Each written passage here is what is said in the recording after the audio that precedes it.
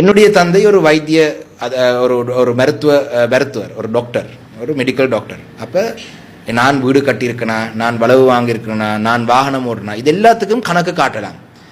ஜனானனுக்கு இந்த சொத்துக்களை எல்லாம் வாங்குறதுக்கு எங்கிருந்து காசு வந்தது என்றதை மக்கள் சிந்திக்க வேணும். ஏனென்றால் களுவாஞ்சுடி செட்டிப்பாளையத்தை தெரிந்தவருக்கு தெரியும், அவங்களுடைய குடும்ப பின்னணி தெரியும். அப்போ அவருக்கு இன்று மட்டக்களப்பில் இவ்வளோ ஆடம்பரமான வீடு கட்டுறதுக்கு, அவருடைய குடும்பத்துக்கு அங்கே லண்டனுக்கு போய் 94ஆம் ஆண்டிலே அவர் ஆயுதத்தை நான் தூக்கி விட்டு போட்டு அரசியல் ஆயுதத்தை எடுத்து புத்தக பையை எரிஞ்சு போட்டு நான் அரசியலுக்கு வந்தவர் என்று சொல்கிறார் என்று சொன்னால், அவர் தொடர்ந்து போராட்டத்திலோ இருந்திருக்கணும். 89ஆம் ஆண்டுக்கு பிறகு அவங்க 89ஆம் ஆண்டு காலப்பகுதியை செய்தெல்லாம் எல்லாரும் தெரியும் தானே. செய்து போட்டு லண்டனில் தப்பி போனவர் அவர். அப்போ இந்த சொத்துக்கள் எல்லாம் வாங்குறதுக்கு எங்கிருந்து காசு வந்ததுன்றதை மக்கள் கேட்க வேணும். லண்டனில் இருக்கிறார்கள் எங்களுக்கு தெரியும், லண்டனில் 89ஆம் ஆண்டு போனாக்களுக்கு தெரியும்.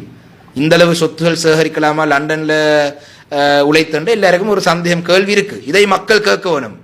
ஏனென்றால் ஏதோ நான் 60 கோடி எடுத்தது போல சொல்லி இதெல்லாம் நாங்கள் கயக்கக்கூடாதுன்றது, நாங்கள் 60 கோடி நான் எடுத்தேன்னு சொல்லி பொய்யான செய்திகளை சொன்னால் நாங்களும் மக்களுக்கு தெளிவான விளக்கங்கள் கொடுக்க வேணும். இங்கே இந்த காணி வாங்குறது எங்கிருந்து காசு வந்தது, இதெல்லாம் மக்கள் கேட்க வேணும். அவரோட குடும்ப பின்னணியை பார்த்தா எல்லாருக்கும் தெரியும். அப்படி நான் இன்றைக்கு என்ற களுவாஞ்சுடி இருக்கிற வீடு கிட்டத்தட்ட 100 வருடங்களுக்கு மேலாக ராசமாணிக்கம் ஐயாருடைய மனைவியுடைய குடும்பத்தினர் இருந்த வீட்டிலே தான் வளவிலே தான் நான் வீடு கட்டியிருக்கிறேன்.